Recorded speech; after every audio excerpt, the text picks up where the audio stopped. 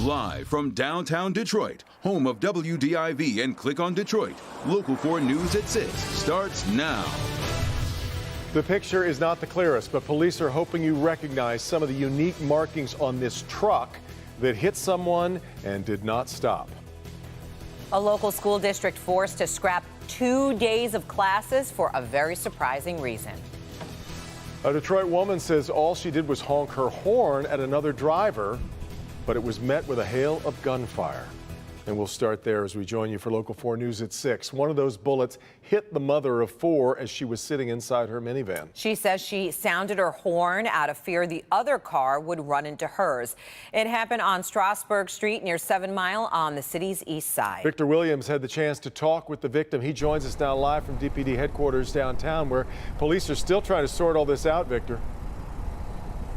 Yes, good evening. This woman is still shaken up, so for that reason, we are not showing her face. But tonight, she has a warning for drivers about simply honking your horn in traffic. I don't even know why they just think they can just be out roaming in the cities shooting. That's the question one woman is asking tonight after she says she was shot by a wrong-way driver around 3 in the morning on Strasburg Road on Detroit's east side. I heard my window shatter. That's what I heard. It was a loud noise. My window shattered, and I had a sharp pain, a sting in my leg.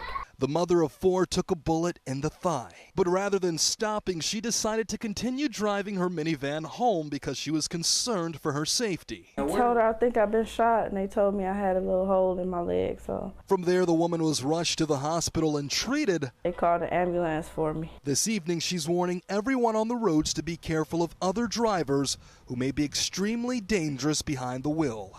Maybe I shouldn't have did it, having road rage or something. That's why they shot me. No, it just happened so fast.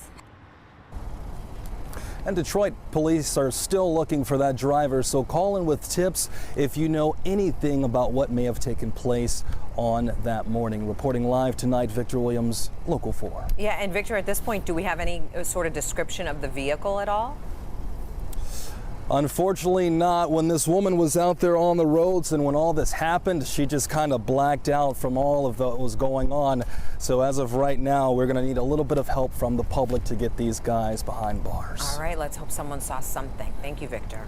Now we've got a Local 4 update here. A man wanted for doing donuts on I-94 has now turned himself in. Devin Kronk is facing misdemeanor charges of reckless driving and disturbing the peace. Police say he was the driver performing the stunts while people were recording him on I-94 last month. The group shut down the highway for up to 15 minutes.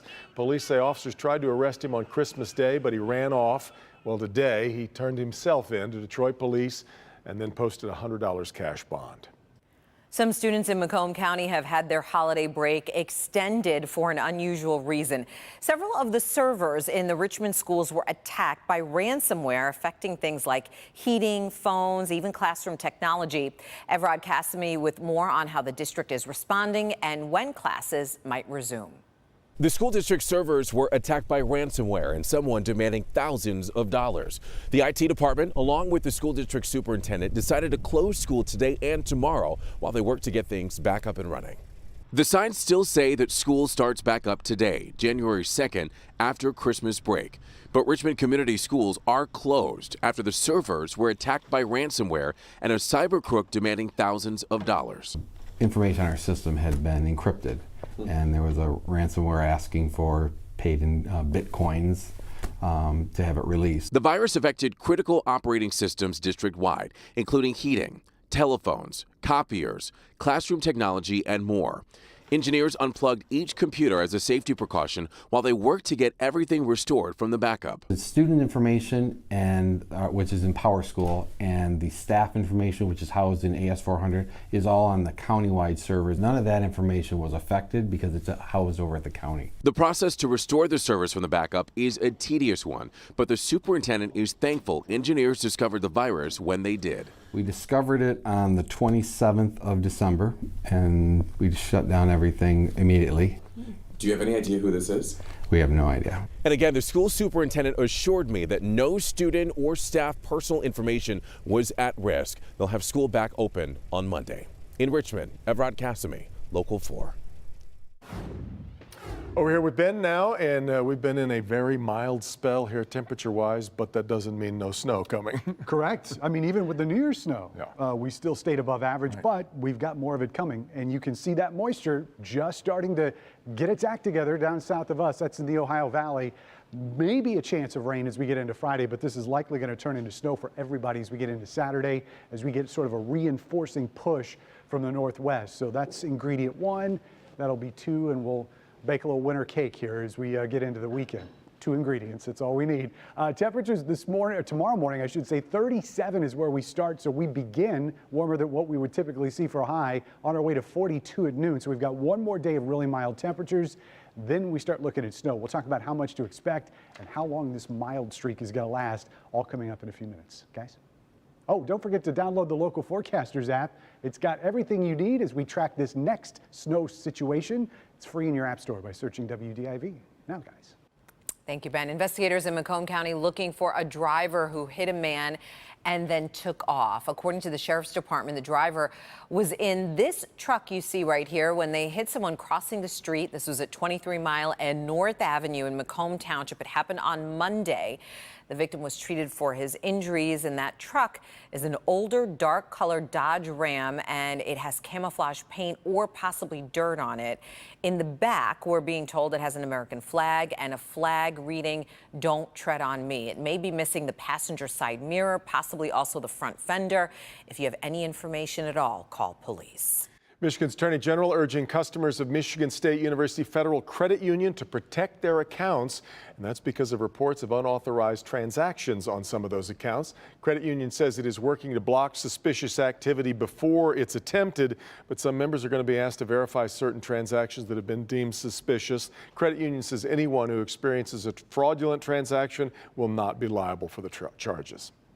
The new year has many of us maybe considering buying a new home, which for many also means selling their old home. But as we head into 2020, where's the Metro Detroit housing market? How's it looking? For some answers on that, let's turn to Local 4 business editor Rod Maloney live in Southfield. Rod? Sandra, at a rarity in Metro Detroit, relatively speaking. It's a for sale sign. They don't tend to last very long anymore, particularly in prime properties. But this year is looking to be a good year, and we'll tell you why. Metro Detroit remains a seller's market, but it's not as hot as it was in 2017 when the market was on fire. Real Estate One's Dan Elsey called 2019 unusual. Number of homes on the market was rising throughout the year. There's more homes to choose from sellers, which is different than the prior 3 years before that. The reason? Interest rates went up early, then ticked down late, spurring buyers to shop again. Here are some numbers. Last month in Metro Detroit, the active listings were 118,000, 1,000 fewer than a year ago, 16,000 more than in 2017. In Southeast Michigan, nearly 46,000 single-family homes sold last year in the following order. Wayne County had the most, followed by Oakland and then Macomb. Current kitchens, bathrooms, and open floor plans are what sells the most. Now, in every real estate transaction, you know there are two parties, the buyer and the seller. Elsey tells sellers what to expect in 2020. We still are seeing multiple offers. We're still seeing, depending on the price range, probably a third of the homes selling at or above list price. Elsey's not forgetting the buyers. He says if you're going to buy, be like the Boy Scouts and be prepared. Make sure that you are ready to go. You're pre-approved. You have all the mortgage information as close to a cash buyer as you can get, because the home that you probably love, that perfect updated home that pops on the market, move fast.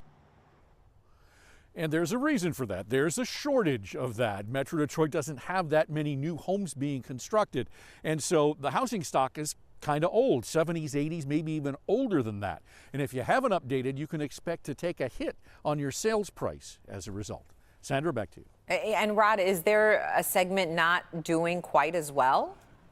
You know, that is interesting. And yes, the above the $500,000 range, anywhere from $500,000 to $1 million, those are sitting on the market for a long time. It would appear that that market is either saturated or people are having trouble getting up to that level. All right. Thank you, Rod. Time now for a check of the national stories that you will see ahead at 6:30 on NBC Nightly News. Lester Holt live now from New York with a preview. Happy New Year, Lester. Happy New Year, Devin and Sandra. Tonight, a husband's heartbreak, the family of a plane crash victim speaking out.